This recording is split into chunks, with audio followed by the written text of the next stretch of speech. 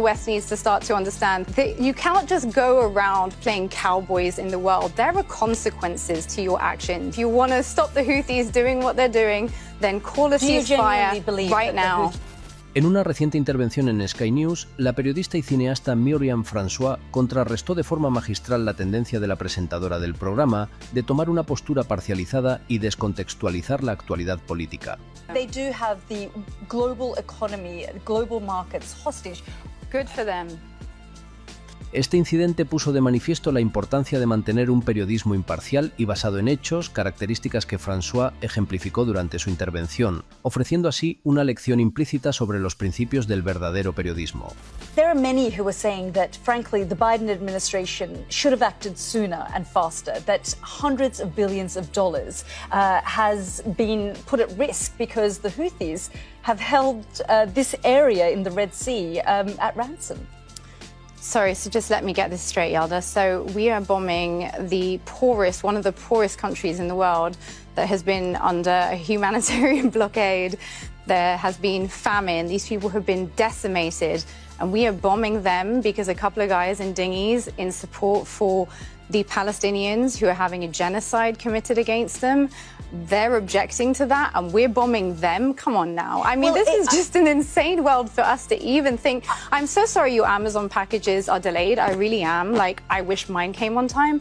But, you know, genocide, guys, genocide. There are 2 mothers a day dying in Gaza right now. It's 109 days into a conflict in which a humanitarian crisis has been declared to the world day day out. By the way, Dr. François, there are many who are Yemen watchers who monitor and follow the Houthis who say this is doing wonders for their branding, actually, that it isn't just the Palestinian cause that they're focused on. So call a ceasefire now and end the positive branding. If you want to stop the Houthis doing what they're doing, then call a ceasefire right now. Do you genuinely believe that the Houthis would stop doing what they're doing? They have literally said that that's why they're doing what they're doing. They have not previously blocked those routes for any other reason except this one. So yes, I do. And I also think the West needs to start to understand that you cannot just go around playing cowboys in the world. There are consequences to your actions. You cannot just go around bombing people's countries, ignoring international law and expect no repercussions. For every cause there is a consequence. And just because you don't like a couple of guys trying to resist, I mean, these the fact are that this is now prescribed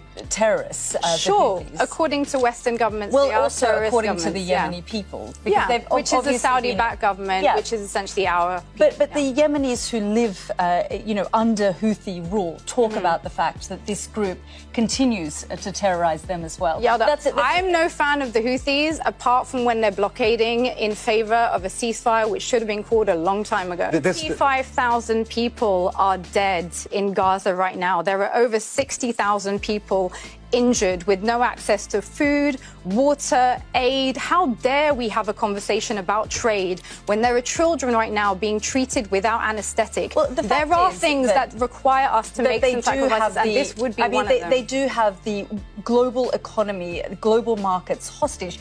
Good for them. Bill Browder. Good for them. Ceasefire now. Ceasefire now. We're going to have to leave it there. But Dr. Myriam François, you cannot allow these people to be decimated and expect there to be no consequences. I think that is a separate conversation. But we do have about 20 seconds left. Dr. Myriam François, Bill Browder, thank you both for joining us here. Thank you.